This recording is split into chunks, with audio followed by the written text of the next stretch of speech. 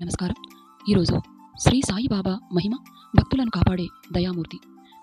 శ్రీ సాయిబాబా మహిమ భక్తి, విశ్వాసం, సహనానికి మార్గం ఏమిటో తెలుసుకుందాం.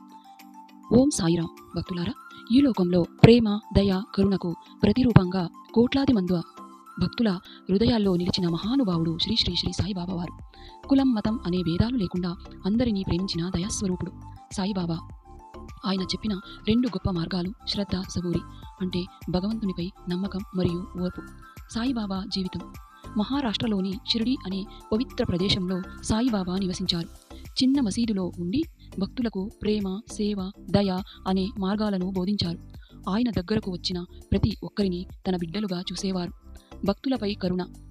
సాయిబాబా తన భక్తుల బాధలను విని వారికి ధైర్యం ఇచ్చేవారని భక్తుల అనుభవాలు చెబుతాయి.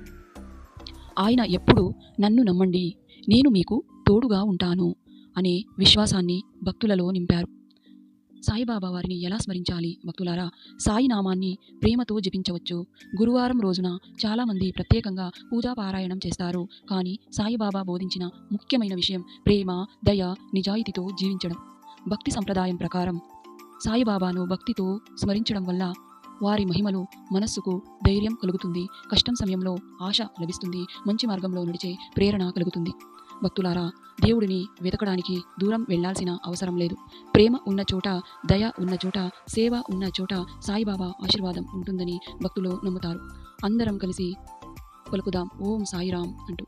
సాయిబాబా కృప అందరిపై ఉండాలని ప్రార్థిస్తూ ఒక లైక్ చేయండి, షేర్ చేయండి, సబ్స్క్రైబ్ చేయండి.